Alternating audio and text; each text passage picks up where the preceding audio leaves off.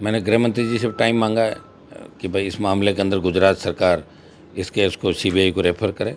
क्या प्रवासियों के जो हमले हो रहे हैं इस मुद्दे को विपक्ष नहीं उठा रहा है? विपक्ष कमज़ोर हो रखा है। और जयराज जडेजा पे प्रवासी राजस्थानियों के साथ साथ किसानों, पटेल समाज और दलितों पे लगातार वो समय समय पे बदमाशी करता है, अत्याचार करता है, दर्जनों मुकदमे इस परिवार पे।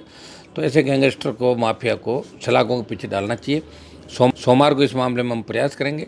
मैंने लगातार दूसरे दलों को भी 4 दिन से मैं कह रहा हूँ, आज देर आए दुरुस्त आए। कुछ दलों की नींद भी खुली नेताओं ने है, बोला है। खुली है तो ठीक बात है। अभी जाट प्रदेश अध्यक्ष है कांग्रेस में, सतीश पूनिया जाट प्रदेश अध्यक्ष रहे हैं, लेकिन ना कांग्रेस बोल पा रही है ना यहाँ की सरकार बोल पा रही है, और दोनों स्टेटों में बीजेपी की सरकार है। अगर चाहें तो यहाँ के सीएम कर सकते हैं, उनसे बातचीत कर सकते हैं। मामला चाहे तो जगदीप धनखड़ कर सकता है ना, उपराष्ट्रपति है देश का, जाट कोटे में बैठा हुआ है ना, वहाँ का गवर्नर भी जाट है, उसको मना करेंगे करने के लिए? क्या वजह मानते हैं कि तो जाट के कमजोर लिए लोग बोलना हैं है? ना, कमजोर वो कमजोर लोग हैं, अपना टाइम पास कर रहे हैं। मैंने कई नेताओं से बात की है जो ऑफ कैमरा ये कहते हैं कि ये सामाजिक मुद्दा हो जाएगा, टैग लग जाएगा। तो क्या हो गया? टैग लगने से क्या हो जाएगा? मेरे लग गया ना टैग, क्या बिगड़ गया? एमपी होना और कौन सा प्रधानमंत्री बनना है? जाट जब अपनी हिस्ट्री भूल जाएगा, अपनी स्टाइल भूल जाएगा, तो फिर लीडर नहीं रहेगा। उसको तो लीडर, अच्छा जिन्होंने टैग नहीं लगाए, जिन्होंने पूरे जीवन लोगों का थूक अपने हाथ में लिया, हमारे नागौर के नेता थे, जोधपुर के थे, मोहनलाल सोगाड़िया थूकता था, वो उसका पान थूका हुआ हाथ में ले लेते थे, वो कौन से सीएम बन गए थे? बने थे कि सीएम? आपके शेखावाटी के बहुत से नेता थे ना, तो कांग्रेस बीजेपी के लोगों ने दलाली करते, मुख्यमंत्री बन गए क्या? मैंने सब लोगों को देखा, जब गहलोत की सरकार गिरी थी उस समय की कांग्रेस को भी देखा, इस कांग्रेस को भी देखा, इंडिया अलायंस के अंदर भी हम बैठे वहाँ भी देखा। वहाँ भी इंडिया अलायंस के अंदर एक साथ नहीं है, 5-6 धड़े इंडिया अलायंस के अंदर। और जिस मुद्दे पे आपने आवाज़ उठाई है, जिस मुद्दे के पीछे आप लगे हैं, उसमें कामयाबी आपको मिली है और ये पूरा राजस्थान जानता है, प्रदेश जानता है, अब तो देश भी जाने लगा है। क्या अब राजकुमार जाट का प्रकरण जो आप उठाया है, आपने सबसे पहले ट्वीट किया, प्रधानमंत्री को लिखा, गृह मंत्रालय से मिलने का समय मांगा, तो क्या लगता है कि अब आप आर पार की लड़ाई लड़ेंगे गुजरात के साथ? नमस्कार, मैं अजय कुमार, आप देख रहे हैं बोल हिंदुस्तान, और इस वक्त हम हनुमान बेनीवाल के पास हैं। राजस्थान के भीलवाड़ा जिले में राजकुमार हत्याकांड प्रकरण को लेकर जो सबसे पहले जिस व्यक्ति ने आवाज़ उठाई वो है हनुमान बेनीवाल। इन्होंने ट्वीट करके प्रधानमंत्री, गृह मंत्रालय और गुजरात सरकार से आह्वान किया कि इस मामले की निष्पक्ष जांच की जाए, सीबीआई की मांग की जाए। लेकिन गुजरात सरकार में और प्रशासन ने इस पूरे मामले को, प्रकरण को एक एक्सीडेंट का प्रकरण बताया है। इस पर जानते हैं कि अब हनुमान बेनीवाल और उनकी पार्टी क्या इस मुद्दे पर स्टैंड रखती है। बेनीवाल जी, वहाँ तो सरकार ने स्पष्ट कर दिया, प्रशासन ने स्पष्ट कर दिया कि तो एक्सीडेंट का मामला है। देखिए, परिजनों से मेरी बात हुई है और हमारी टीम भी वहाँ गुजरात के अंदर, राजकोट और गोंडल के अंदर जहाँ ये हत्या हुई है, और मैंने लोकसभा के अंदर 2 बार इस मामले को उठाने का प्रयास किया। सोमवार को मैं प्रयास करके इस मामले को उठाऊंगा। मैंने गृह मंत्री जी से टाइम मांगा है कि भाई इस मामले के अंदर गुजरात सरकार इस केस को सीबीआई को रेफर करे, और प्रधानमंत्री को भी मैंने अवगत करवाया। प्रयास हम कर रहे हैं कि या तो स्पेशल टीम बन के उस पूर्व विधायक बाहुबली जो जयराज सिंह जडेजा और उसके बेटे का नाम आ रहा है, और चूंकि पुलिस के अधिकारी अलग अलग बयान दे रहे हैं, गुजरात पुलिस अलग बात कर रही है, वहाँ की जो स्पेशल टीम है वो अलग बात कर रही है, कोई एक्सीडेंट कह रहा है, कोई इसको हत्या कह रहा है। निश्चित रूप से हत्या, जिस तरह बॉडी मिली है, जिस तरह की वारदात हुई है और जिस तरह की घटना लगातार घटित हुई, और जिस तरह परिवार खौफ के अंदर है, डरा हुआ है, और जयराज जडेजा पे प्रवासी राजस्थानियों के साथ साथ किसानों, पटेल समाज और दलितों पे लगातार वो समय समय पे बदमाशी करता है, अत्याचार करता है, दर्जनों मुकदमे इस परिवार पे। तो ऐसे गैंगस्टर को, माफिया को सलाखों के पीछे डालना चाहिए। सोमवार को इस मामले में हम प्रयास करेंगे। मैंने लगातार दूसरे दलों को भी 4 दिन से मैं कह रहा हूँ, आज देर आए दुरुस्त आए। कुछ दलों की नींद भी खुली है तो ठीक बात है। कोशिश हम करेंगे इंडिया अलायंस मजबूती से मामले को उठाएं, क्योंकि मैं भी इंडिया अलायंस का ही पार्ट हूँ। लेकिन वो नहीं उठाएंगे तो मैं इसको उठाऊंगा, और इसमें दूध का दूध और पानी का पानी होगा। इस परिवार को न्याय मिलेगा, इस परिवार को सुरक्षा मिलेगी।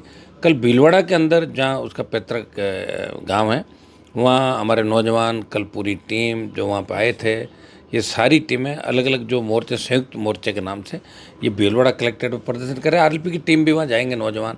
सर्व समाज 17 तारीख का सर्व समाज से भी मैं कहूँगा कि भीलवाड़ा के अंदर ज़्यादा से ज़्यादा संख्या के अंदर जाए। और सोशल मीडिया हमारे पास एक ऐसा हथियार है जो छोटी छोटी चीज़ को हम बड़े स्तर पर कर सकते हैं, जहाँ कोई सुनने वाला नहीं हो, वो सोशल मीडिया की ताकत से हम सरकार की आँख खोल सकते हैं। मैं साथ हूँ, तमाम नौजवान साथ हैं, और इस केस की पूरी जो भी परतें हैं वो खुलवा के और उस परिवार को न्याय भी दिलाएंगे, जो इसके अंदर आरोपी है वो सलाखों के पीछे जाए। हनुमान जी, अगर देखें राजस्थान में, तो राजस्थान विधानसभा चल रही है, लोकसभा चल रही है, विधानसभा में विपक्ष इस मुद्दे को नहीं उठा पा रहा है। क्या प्रवासियों के जो हमले हो रहे हैं इस मुद्दे को विपक्ष नहीं उठा रहा है? विपक्ष कमज़ोर हो रखा है क्योंकि आप अब की बार विपक्ष में नहीं है वहाँ। विपक्ष मैं ही हूँ ना, विपक्ष है कहाँ? कांग्रेस तो बीजेपी की दलाली कर रही राजस्थान के अंदर। देश में यही हालात है। कांग्रेस को नहीं देखा आपने कि 7 में से 4 जगह जमानत जब्त हो गई कांग्रेस पार्टी के उपचुनाव के अंदर। सारे पेपर लीक की घटनाओं से, जेल जाने के डर से हाथ जोड़ के बीजेपी नेताओं के घरों पे धोख लगाते हैं, चक्कर लगाते हैं। विपक्ष नहीं है, राष्ट्रीय लोकतांत्रिक पार्टी ही विपक्षी भूमिका राजस्थान में निभा रही है। आगामी दिनों में आप देखोगे कि प्रदेश को नए विकास के आयाम मिले। ये जो जवानों की चाहे रोजगार की हो, किसान की बात हो, पेपर लीक की घटनाएं हो, बढ़ते अपराध हो, इसमें राष्ट्रीय लोकतांत्रिक पार्टी मजबूत लड़ाई लड़ेगी। बजरी माफिया का भी इलाज अगर किसी ने किया तो आरएलपी ने बजरी माफिया का इलाज किया। किसानों को सस्ती दर पे अब बजरी मिलेगी। ये राष्ट्रीय लोकतांत्रिक पार्टी के संघर्ष का ही परिणाम था कि बजरी माफिया घर पे ईडी और सीबीआई आई और ताला देकर भाग गया। ये आरएलपी के संघर्ष का परिणाम। ठीक है, राजस्थान के लोग अभी इतने जागरूक नहीं, वोट में कन्वर्ट नहीं हुए। प्रयास हम करेंगे कि 28 के अंदर कांग्रेस भाजपा में से एक दल तीसरे नंबर पर जाएगा। प्रयास हमारा जारी रहेगा। बार बार लोग कहते हैं अभी ये नहीं हुआ, वो नहीं हुआ। मैं तो तैयार ही हूँ। लोग समझदार नहीं हो तो मेरे पास क्या इलाज है? मैं तो प्रयास कर ही रहा हूँ। लोग समझदार हो, वोट के अंदर समझदार हो। बीजेपी के पहले एक एमपी था 80 के अंदर, अब जाके 303 पर चले गई, अब वापस आ गई। तो ये तो लड़ाई संघर्ष है, लंबा समय लगता है। अंग्रेज आए, लंबे समय बाद वापस गए। तो राजस्थान के अंदर कांग्रेस पार्टी बीजेपी की गोद के अंदर बैठी है, सिर्फ अखबार में छपने के लिए दादी नानी के किस्से गढ़ते हैं। और ये आपके जो कई नेता कांग्रेस के अंदर देखे होंगे किस तरह दलाली का वो काम करें, किस तरह लाइजन का काम करें भारतीय जनता पार्टी के नेताओं की।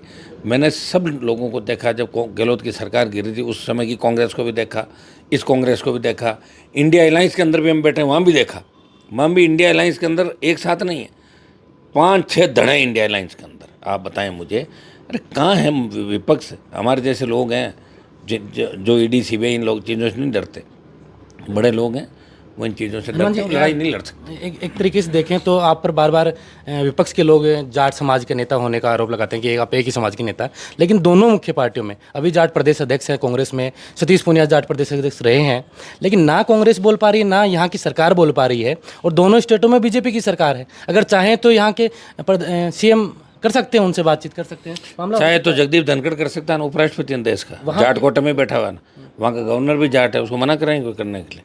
क्या वजह मानते हैं कि तो कमजोर लोग हैं ना, वो कमजोर लोग हैं, अपना टाइम पास कर रहे हैं। उनको अपना टाइम पास, वो अपने आप को दूसरे तरीके से मानते हैं। वो सोच रहे हैं कि बस हम जाटों से ऊपर उठ कर अब उन 7 स्टार उनके अंदर आ गए और अब हम राष्ट्रपति बन जाएंगे, प्रधानमंत्री बन जाएंगे। वो उसके अंदर लगे हैं। उनको जाति से कोई मतलब नहीं। जाति का काम ले लिया जितना लेना था। मैंने कई नेताओं से बात की है जो ऑफ कैमरा ये कहते हैं कि ये सामाजिक मुद्दा हो जाएगा, टैग लग जाएगा। तो क्या हो गया? टैग लगने से क्या हो जाएगा? मेरे लग गया ना टैग, क्या बिगड़ गया? एमपी होना और कौन सा प्रधानमंत्री बनना है? बनेंगे कितने लोग बने? अच्छा, जिन्होंने टैग नहीं लगाए, जिन्होंने पूरे जीवन लोगों का थूक अपने हाथ में लिया, हमारे नागौर के नेता थे, जोधपुर के थे, मोहनलाल सोगाड़िया थूकता था, वो उसका पान थूका हुआ हाथ में ले लेते थे, वो कौन से सीएम बन गए थे? बने थे कि सीएम?